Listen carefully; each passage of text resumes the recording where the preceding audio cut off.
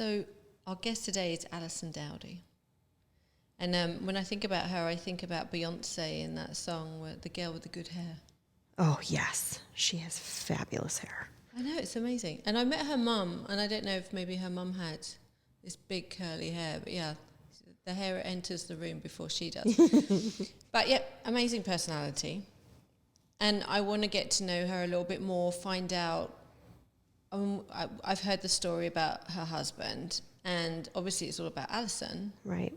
Do you know about the story about her husband? Yes, I do. Yeah, so I'm going to let her talk about that, but obviously that affected her, and it affected her life, and it affected her work life. Right, changed everything for her. Yeah, completely. And so she was a medical professional before all of this. But what strikes me about Allison is her ability now to just be everywhere. Yes. But in this calm, collected way, but she knows everyone, and she's networking everywhere, and she's at every event, and she's seeing all the people. So she knows what it takes. Right, she's putting herself out there. Yeah, to run a business and Right. to launch this brand that she now has. So I want to know where that comes from. I want to know what her struggles are with that. And, her family's getting a bit older now, so life's probably getting a bit easier in that way. But for somebody that was a medical professional, and now she's an entrepreneur, and she has to be the marketeer, the salesperson, the spokesperson, the everything Right. for this brand. Yeah, how do you make that transition?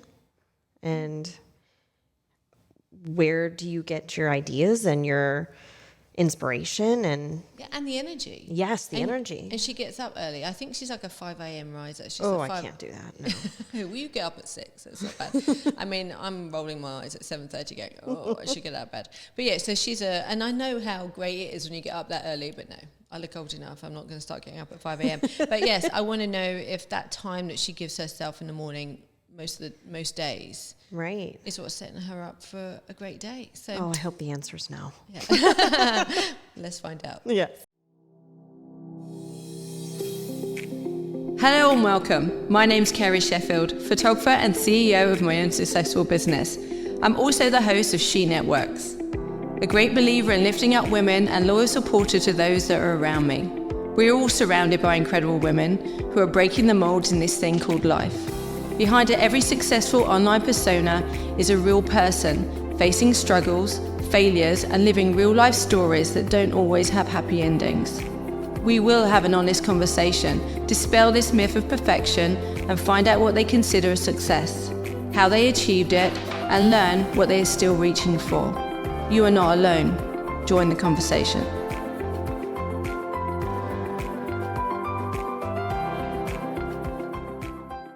Good morning, Alison. Welcome. Thank you. So happy to have you here. So excited. And do you know what I love about this? I've gone away and, online stalked everybody before I've met them to talk to them. And I'm discovering lots of new things about everybody, which is super fun for me. And I know that you worked as a former medical professional with your husband. Right. But I didn't know that you were actually that before you met your husband. Correct. So, Yes. yeah, tell us about where it all started and what took you on that path.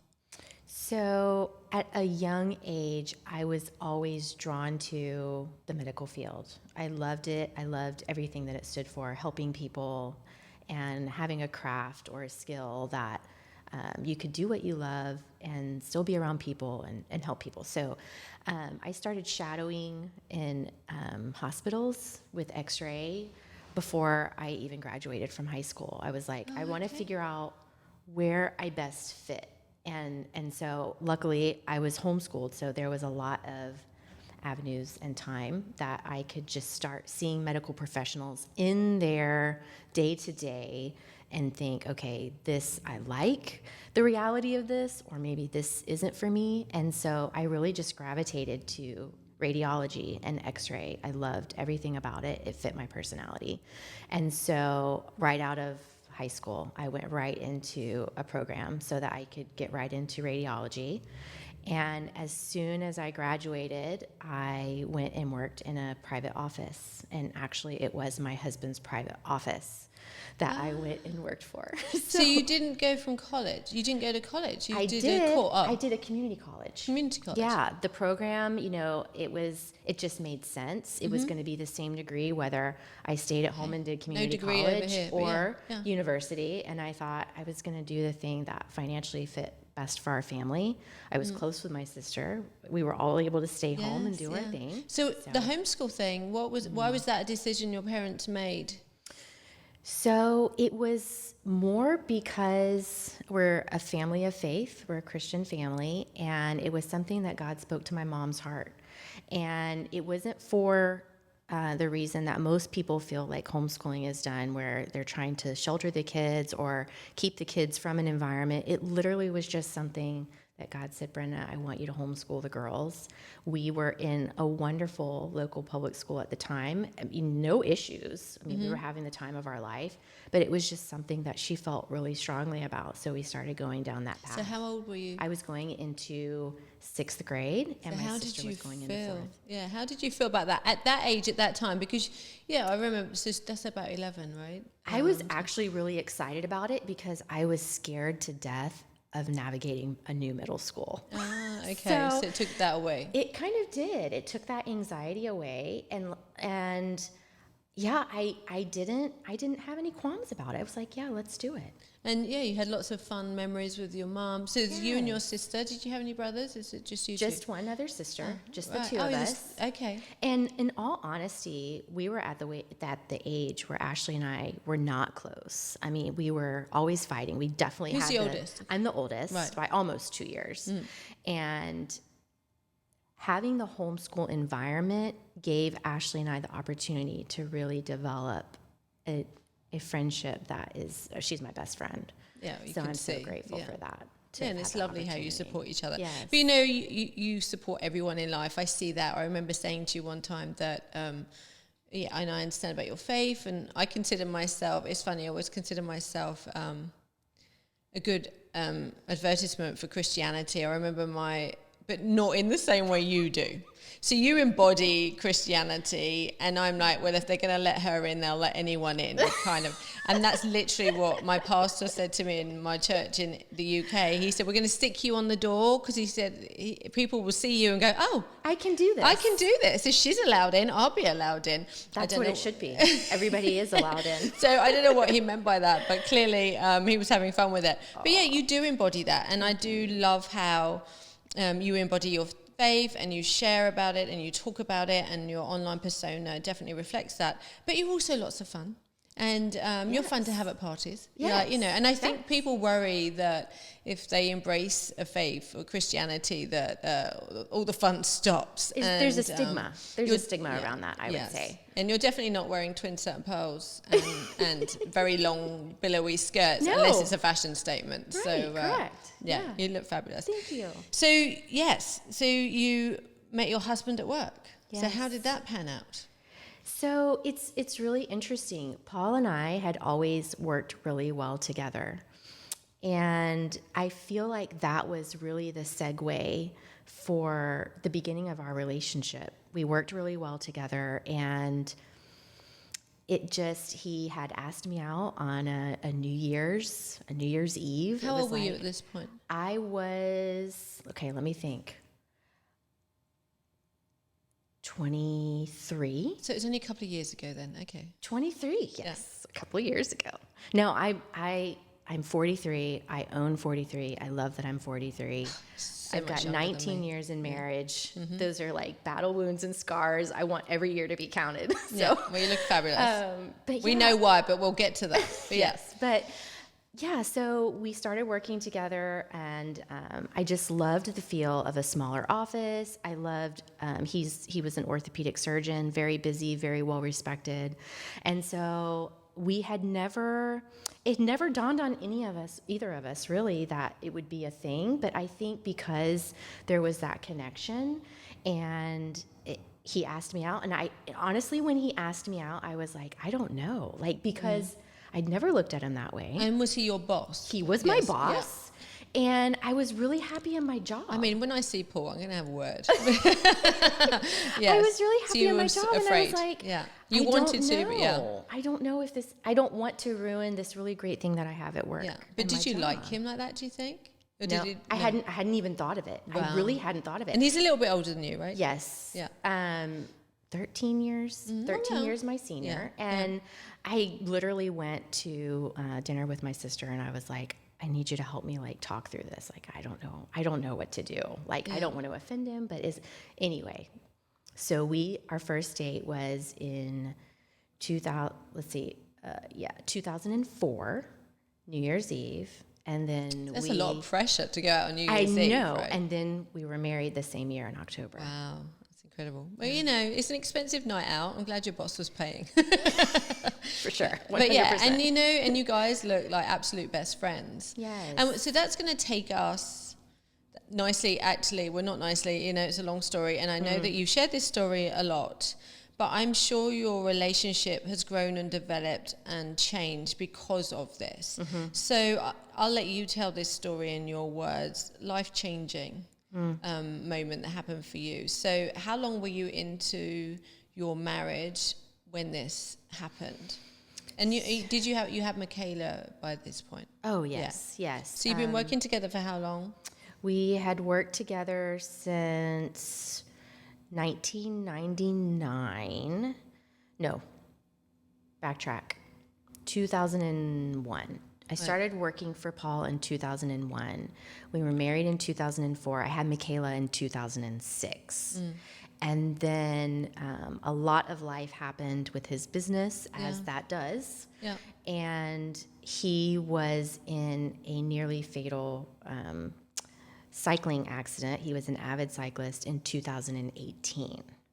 So we were 15 years married by that point. Okay. So 2018? 2018. So I've been here, so I met you then quite soon after then. Yes. Yeah, it was quite near. So, okay, so tell us about that. So, it changed everything. Yeah. It changed our relationship, how we interact. It changed how we looked at each other. It changed our dynamic in our home. We really thought that Paul is a fighter. He always has been. He's ultra focused. Anything he puts his mind to, he accomplishes. And he was fully focused on healing and getting back to life as it was and as normal, and that our story was going to be a story of overcoming, but overcoming and getting back to what we were already doing, but it being like so much better. Yeah. But that was not the story that God was writing. So it became very evident, the injuries were significant after his accident. He had emergency spinal fusion, along with many other diagnoses when we were in ICU. He was there for 5 days in a unit of the ICU where they don't even bring food up because the people that are there are not alert. So I had to keep reminding them to bring him food. Right. So anyway, God did a lot of miracles in those moments, but he did not write the story that we thought he was going to write. So it became very evident as Paul was getting back to work and performing surgery that physically he was not going to be able to continue to do it. And he was the one that came to me and he said, I think I'm going to retire and go out on disability. And I was like, okay, wait a minute. I know that you're still healing. There's a lot that you're working through psychologically, physically, mentally. Yeah, and both your incomes are coming from his business, right? Yes, 100%. And I was like, I feel like you're making a drastic decision in a very hard place. And maybe as you heal and give it time, I just don't want you to make a decision that you're going to regret. So that's his story. And obviously, so it's both of your stories. But he's obviously going through a crisis. So then you suddenly have to become counselor to him in his crisis. Yes. Who's counseling you? I know you're God's your mentor and your person praying you're going a lot. To. Yeah. But in hardtack's like life right now here on the ground? Yes. I know you've got a good family support network, but what are you thinking in this time? What are you thinking? What's going to happen to us? I've got my daughter to raise. We've got to, put her through college. We've got to do all these things. I know that there are other children too. You've got two other children. Three stepsons. Three stepsons. Yes. So you've got a family. And one's about ready to graduate from high school. The first one was about ready to graduate. Goodness. So He was there's a lot senior. happening. Yes. So Yes. where were you in your head? What was the spiral that was occurring for you? Because you're stepping up now, right? Yes. This is it. Yes. You're taking over. I prayed a lot. I spent a lot of time just pouring scripture into my mind and my heart that I wanted to focus on, scriptures that I had come across in my life, but that I was literally pasting them on my mirrors, on my doors, things that I needed to remind myself to keep me focused and to keep me in the right headspace to be the partner and the support that I needed to be for him and for my kids, for all of my kids. So I had also great people that I was connected with through church ministry that were there, that were supporting. My mom and dad would come and stay several days at a time and help us with food and pray with us in a moment if there was a crisis that we needed to work through. I really just feel like, I'll say this, all the things that Paul and I had worked through in our marriage and in our business had 100% prepared us for what we were going to have to do in that moment, because there was a lot that was hard leading up to it, a lot of overcoming in our business leading up to and it. lots of practical things too. It's not Lots just of emotional, practical things. And lots of undoing. Lots of, I would say, God was preparing us in the sense that we were dealing with one unknown after another before this had even happened. So learning how to navigate that gave us the foundation for navigating this unknown. And in all honesty, I felt like even though the parts were different, what I had to do in my mind and my heart were the same. So it was like, this is just another thing that we have to survive and overcome. And I already have the tools. I know what to do. So I'm just going to fall back on that. And I'm going to implement those same things in the day-to-day. And it was like, don't look ahead. Don't try to have it figured out. Just literally 1 minute, 1 hour, 1 day at a time. And I wouldn't let myself go beyond that. It's like, stay in this moment right now. And that's a wonderful personality trait to have. Did you ever find yourself in a panic, or that never occurred for you? I was in a panic when he told me he wanted to retire, because I was like, how are we going to do that? And then, like I said, I was worried that he was making a decision that he would regret, because when you go to school to be a doctor, that is the thing you do. Yeah. It's not like I'm a business person and I'm going to go just work for a different company, maybe with something more that I feel aligned with. This was his purpose in life. So your next stage onwards, do you think that you were the person that went, okay, this is what we're going to do? And what were your suggestions mentally that you were going to transition to? Was it an immediate? Well, I think there's a story behind your ex Organic Beauty, or we're going to go there. I almost tried to say the name. Well, but let me just say this. So I found that, and as much as we maybe try to not do this as women, I found that what his pursuit was, and because we were both in the medical field and it was so similar, it was so easy for what I was doing to help him overshadow anything that I had ever maybe wanted to pursue myself. So as much as I had tried to keep my identity and the things that I wanted to pursue and my passion, and I thought I was doing that, I found out very quickly that when that piece was removed, I did not have an identity. I did not remember who I was, what I wanted, what I loved. Yeah. It was just like, now who am I and what do I do? So yeah, and I think that probably happened a decade earlier for you, and I think tragedy forced you into the situation that women my age are suddenly in, because I think when you're in that period of the support that you are. Well, you became a support network. Right. And then you had to become the leader, I think, a little bit. A little bit. Maybe he had to physically recover, but he had to mentally transition too. And then you had to like pick up everything. I mean, it's hard for me to see you feel emotional about this and see that you went through that, and knowing it's probably hard to voice to him too. Sure. That you felt that you'd lost your identity, because then that feels like you're putting guilt on a person for no reason. But I 100% did have that conversation with him. Yeah. It was in a very, And how did that go? Paul has always been such a supporter of me and what I've wanted to do. It's just that in the having to do what had to be done for him to be successful and for his business to be what it needed to be, I needed to step into a role of support for him. And so there was no time for me to pursue things that I enjoyed. Or even think about it. Never think about it. Yeah, and when you're busy and you're energy. Distracted, the moment that's taken away, then you're in this place where you have to look in the mirror. So I told him, once he had made the decision to retire, and we went through the process of closing down his practice, which was another 3 months of saying goodbye to people that he had cared for, families and children and grandparents, which was another emotional roller coaster.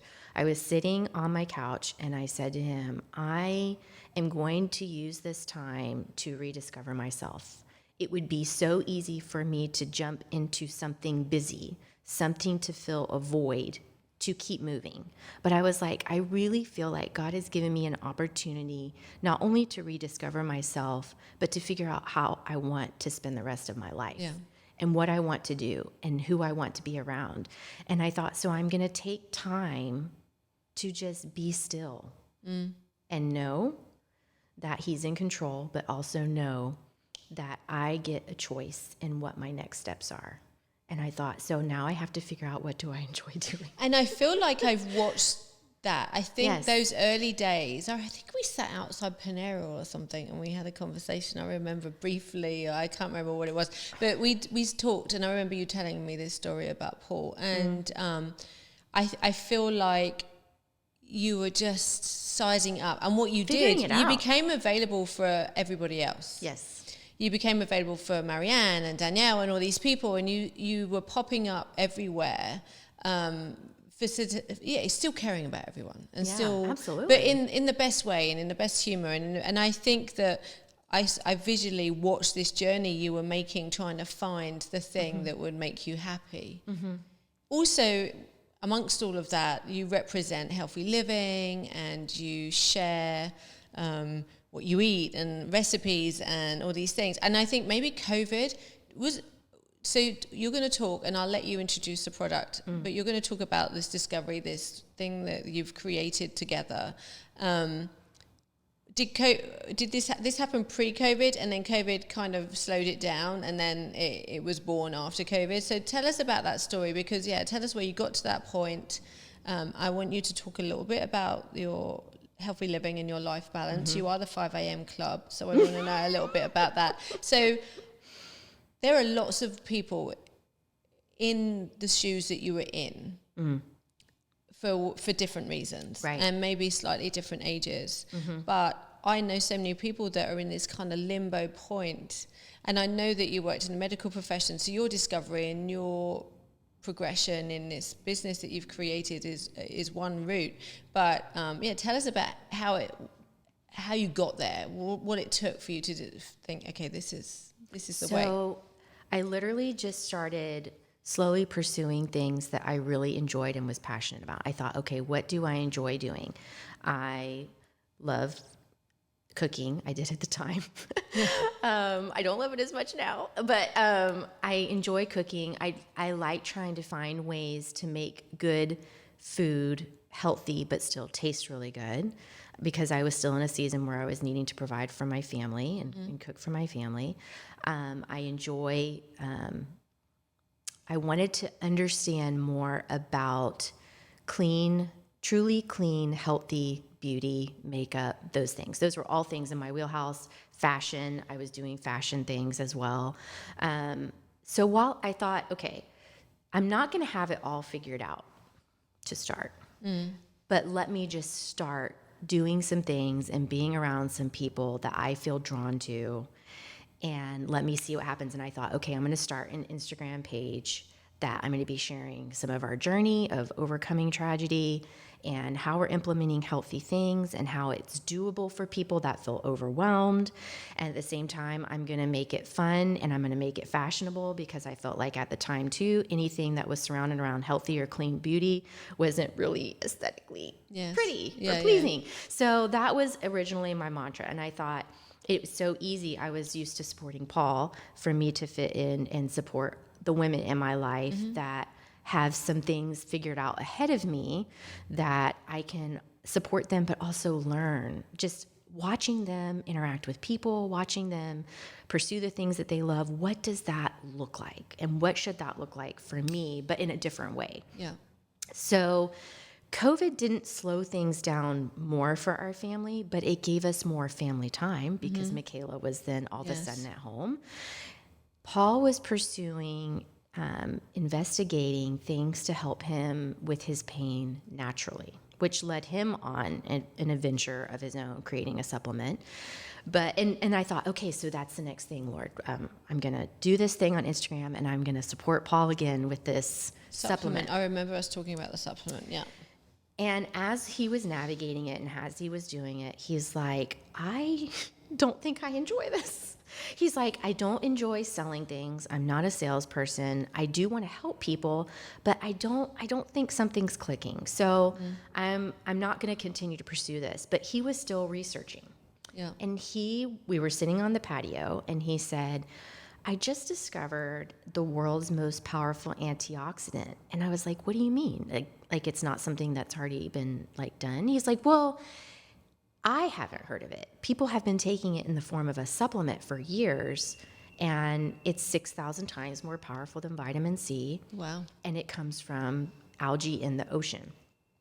And at that time, my very dear friend, Kelly Graham, had a company that she had steamrolling and going called Olivia, where she was implementing algae in skincare, like body washes, facial washes, in that way. And I talked to her about it, and she's like, I've never heard of it. And I was like, okay. So I started looking online, are there products out there that have astaxanthin in it? That was the name of the product. And everything was in the form of internal supplements. I'm like, okay, so you can ingest it. So that's a good start. Yeah. Because I feel very strongly about what we put on our bodies should essentially be able to be put in our bodies. Our skin's absorbing it. It's getting into our bloodstream. So I thought, okay, so let me research more about this. Paul was researching more about it. But I told him, I said, I want to put it on my skin. And he laughed at me. And this is an ongoing thing, because when I dream big, Paul usually laughs at me, and I'm like, you better stop laughing at me. Right. Because this has turned out to be I'm going to wipe that laugh off your face. Exactly. With some oil. Now he's not as keen to laugh. He'll think about it. But it's just your initial gut reaction when somebody, he's just so, in his medical training, well, he's an academic too. Yes, so, he's just so much more advanced in his thinking and understanding than I am. I'm very practical and common sense, and so he said, no, you can't put it on your face. And I said, why can't we? He's like, because Allison, it is so concentrated. Yes. It's so red. It stains the skin. And I said, well, you were a chemistry major before you went for your MD. I want you to figure out a way that we can do this. Make me this stuff. Make me this stuff. Put it in a pretty bottle. And I was like, but I want it to be certified organic. Yeah. And then I was the one that was really figuring out the oils. Big stuff. Because it's not just the creation of it, which is one thing. Then you've got to trademark it. Yes. Is it patent pending or something? I mean, the hoops you have to jump through. Right. And also, when you're selling a product that people are putting on their skin, does it have to go through FDA? I mean, I don't know. Being a complete novice, this isn't something you just go out and, and sell on the street corner. Right. So, how did you find out all of the fundamental hoops that you needed to jump through in order to make this product something that you could sell? We literally just started researching one thing at a time. Yeah. It was literally, when people... And you make this yourselves? Yes. Paul is the formulator. He makes it. We do not use a manufacturer, which is one of the reasons that we're able to keep it affordable. That was my goal from and the also very just beginning. finding someone that you could trust that's doing the right Yes. processes, that you can That literally show the workings of this. Because formulators are expensive too in their own right.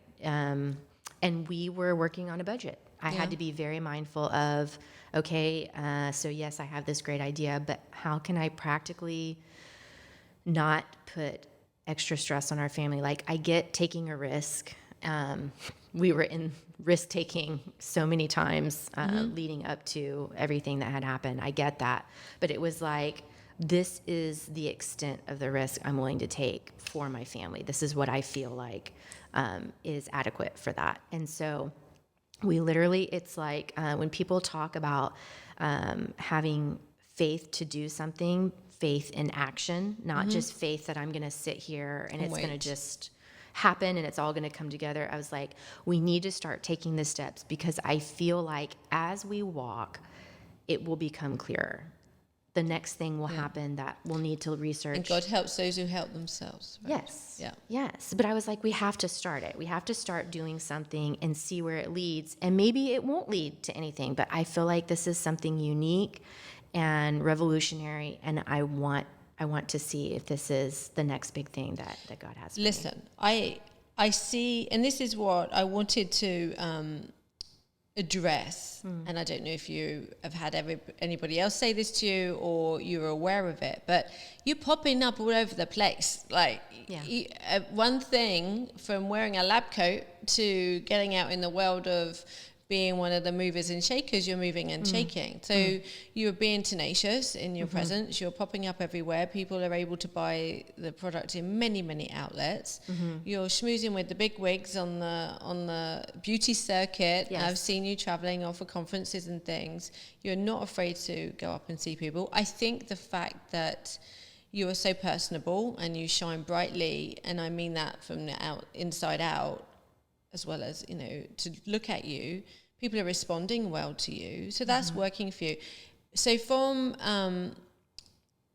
the product being born and in a bottle ready to go to today, how long has that been? So from the first bottle being produced and sold to today, how long has that been? 3 years. 3 years. Wow. Wow. My gosh. We formulated for 2 years, Yeah. just tweaking the formulation, getting it the right consistency that I wanted, for it to do the things that I wanted. For me to be able to say that it does the things that I wanted it to do, I needed to test it out on myself, my family, my friends. It was like, will you try this out? Will you test it out with me and see if what you're experiencing is what I'm experiencing?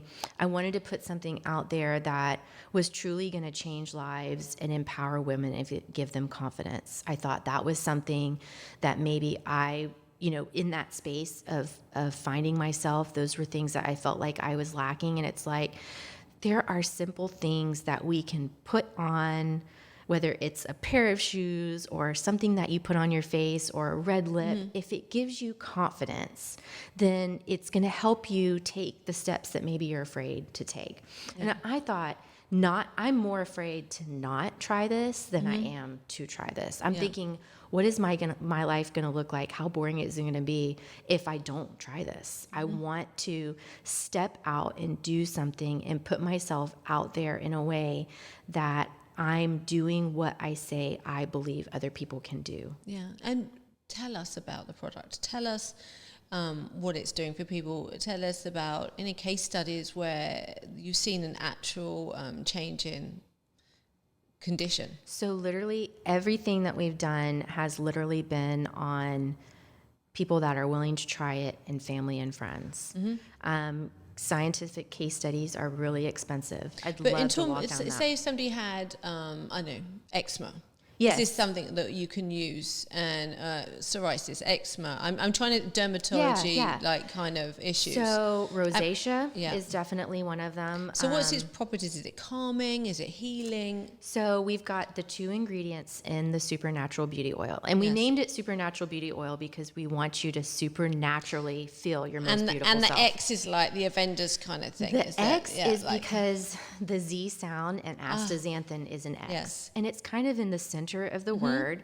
And I also wanted this product to be for every age, every gender, every skin type. And I've been using it. And so I know X it's good. is a defining, it's used in math as a multiplier. Yeah. And so 6,000 times more powerful than vitamin C. And then with it being a defining property of gender and all those things, I thought this is the perfect logo. So anyway, 2 ingredients, marula oil for maximum hydration, and then the astaxanthin, because of the antioxidant property, it's very healing. So people that have those psoriasis, eczema, rosacea, it really does help heal their skin and to provide the hydration that it needs. And then, of course, here I am in my early 40s, and I thought my skin is getting drier. I'm starting to see things in my skin that I don't want them to be the first thing that people see when they look at me. I don't mind lines and wrinkles. Those are my battle wounds. Those are my scars for the life that I have achieved and worked through and overcome. But I was like, but I don't want it to be the thing that stands out about my face or me. So I thought having proper hydration and proper antioxidant support for my skin is going to help me be the best version of myself. Yeah. So. And it's a great advertisement for what it is that you're selling to people. Yes. And it has been well received. And, you know, all of your friends have gladly been guinea pigs in using the product. And I would very happily endorse it.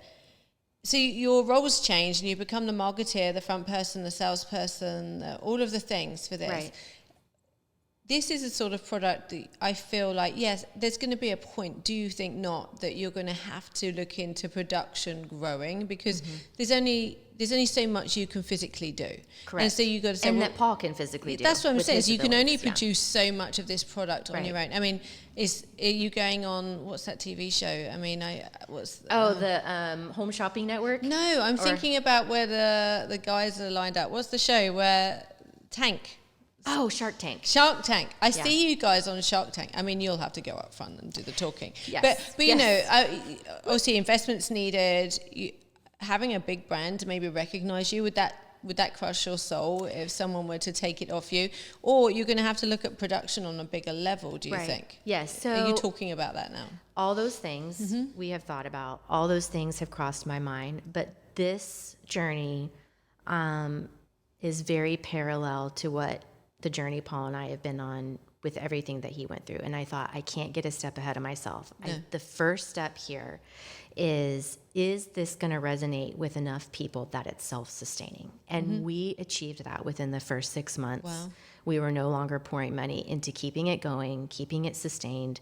And I thought, in order for us to get to the next level, I'm so blessed to have amazing beauty formulators and brands in my life that are ahead of me that I can literally just reach out and go, what do you think my next step is here? I have a lot of them that are mega brands that never did have investment backing. And so my goal really is to be in complete and total control of it and not have to have investment backing. But as far as when we sat down and we were formulating and we were thinking price points and how are we going to do all this, we did factor in manufacturing and having somebody else doing the shipping out, you know. So I would love to get to that level. We'll see what happens. Because, you know, it is a business, and if it's making enough money to support you, I don't know what your circumstances are, then great. But I imagine you need to grow that in order for that to be a real reality. 100%. And so I know that I watch you tirelessly working in other avenues too, to sustain your lifestyle. And so, yes, I would say that would be your natural growth.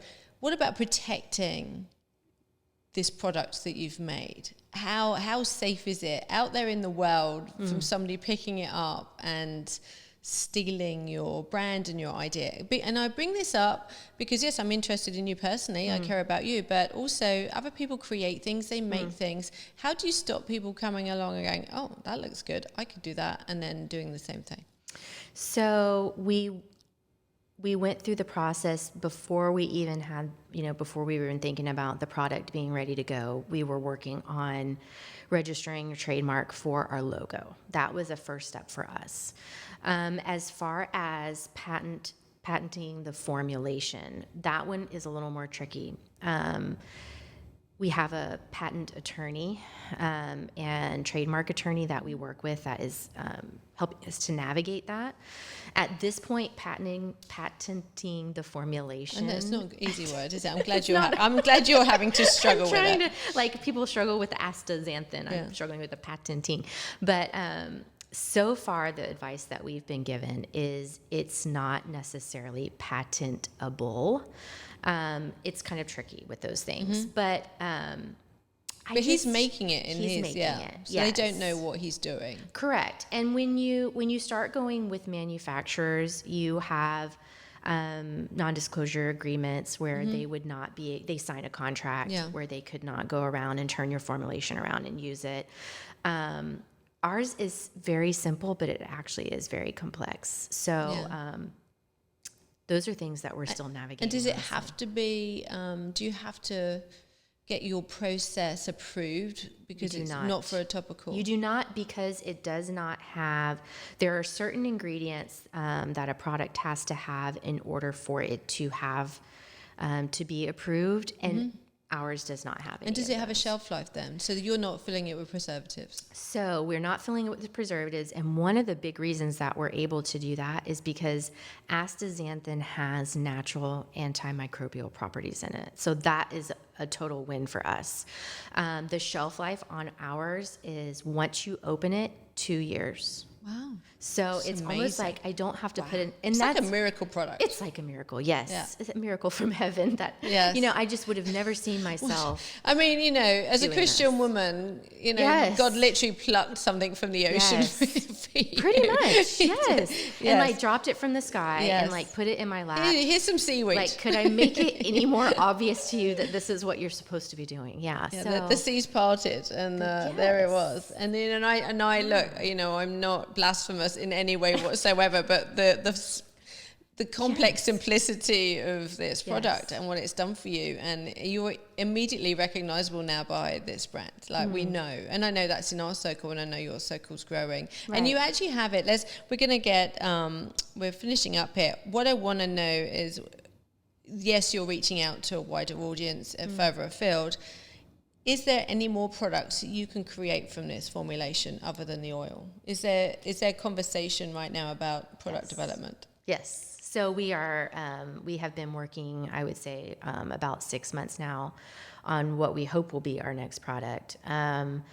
It just takes, I try not to be a perfectionist, but I think trying to be a perfectionist when it comes to skincare is kind of important. Yeah. But we want to so the idea behind Extra Organic Beauty is simple, but yet still affordable luxury. Mm-hmm.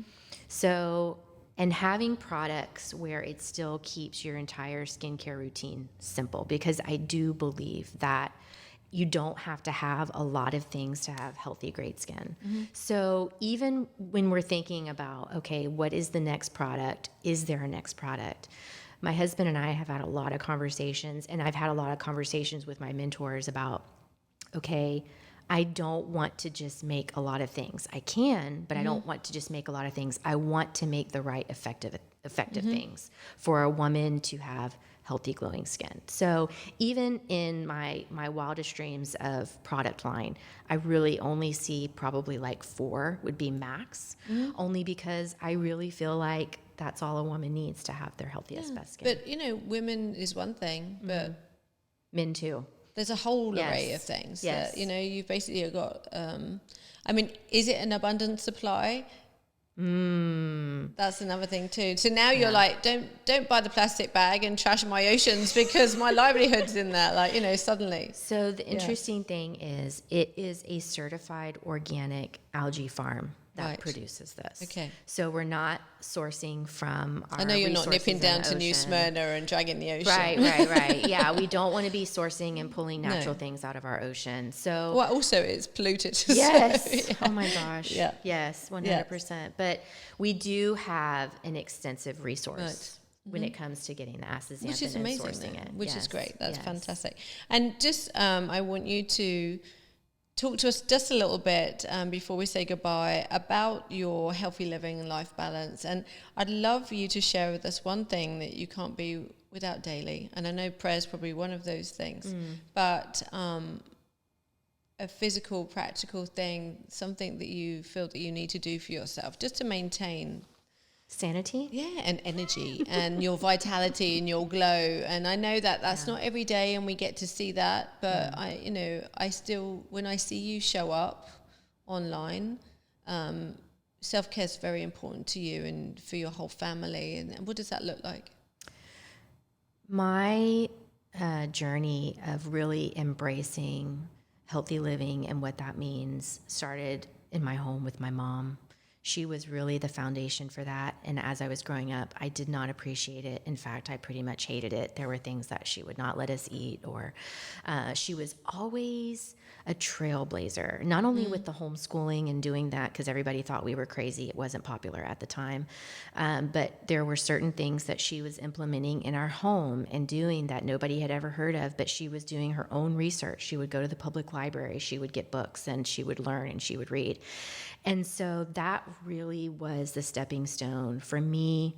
Once I was married and had children, it's like, this really is important for the way that my children grow up, for them being their healthiest best, for me and my husband. It was essential as Paul was going through his healing journey that we were implementing these things to support his lack of activity because he wasn't physically able. And then obviously, in turn, finding the astaxanthin and wanting to create that, I just keep drawing strength, not only from my faith, but what I saw my mom doing. That was a huge thing for me. But the one thing that I could say that I cannot live without, that gives me energy and gives me the glow that I need, that supports all those things, is sleep. Yeah. Just going to be real honest. I feel like people underestimate the importance of really good rest. Yeah. And that was one really, really, really, really, really big thing that as our life shifted in all these different directions, as the element of Paul's practice was pulled away, I was like, I fully get to walk into and embrace what true rest is. And I'm not going to ever let anybody take that away from me ever again. I'm going to make sure that I'm getting my sleep. I'm going to do what I can or not do what other people want me to do if it cuts into that. Yeah. But rest is truly important. No, and it's true. And I can't remember which doctor I was listening to, but I remember him saying that a lack of sleep literally diminishes your lifespan. Having a minimum of 8 hours sleep a night, and 8 hours not from 2 a.m. to, do the math. It's too much for me right now. Yes. But, going to bed at a decent hour. I mean, I was definitely a night owl, and I mean working. I wasn't out clubbing or anything. And now I'm trying to get to bed before 10:30. I would say it's something that we all have to prioritize and work at. It's not going to just naturally happen. And it does make such a difference, though. Makes a huge difference. And for me, not having alcohol before bed and waking up. And show out in your circadian rhythm. Yes. So I will say this, and I tell Paul this too, we laugh about it. I'm like, I sleep more because I'm catching up on all the rest that I didn't get when I worked for him. Because we were so sleep deprived. And there are some things that people do in life that it's so hard to prioritize it. But I will say this, his job and the hours of his job set the stage up for us still doing the early to bed, early to rise. Because he was always having to get up around 4 o'clock or 4:30 in the morning. But we counteracted that with going to bed at night. And people would laugh at us. Our kids would make fun of us. Social people, it's like, I can't go out to dinner at 8 o'clock. I literally have to be in bed so I can get up and do what I need to do. Florida at 5 p.m. What are you talking about? I felt like all our friends were like, let's go to dinner. Dinner time's at 8. And I'm like, I just can't do it. No, I physically can't do it. So we were having to say no to some things and some fun things because I just, had to get the proof's in the pudding. It works, people. Go to bed at night. I'm good good skincare and good rest. I've become an advocate for that. A little bit too late, probably. The lines set in sooner, but I don't think it's ever too late. But I've realised that I need sleep more than ever now. And I actually think, you know, my life's been changing and I physically changed in the past few years. And so I need it now more than ever. 100%. I think you get FOMO. That's why people don't go to bed early. But hey, once I'm in that door, it's so hard to get me back out the door. Yes. So, I'm fully enticed by my duvet. So yes. I hear you. Yeah, rest and being in my home is how I recharge so that I can be on when I'm out. And when I'm on, I want to be on for everybody. You are, and you show up for everyone. You're everyone's greatest friend. You're a wonderful advocate. I've thoroughly enjoyed talking to you today. Thank you so much. Thank you so much. Thank you. Lovely girl. Good luck with everything. I'm so excited for you. Appreciate you so much.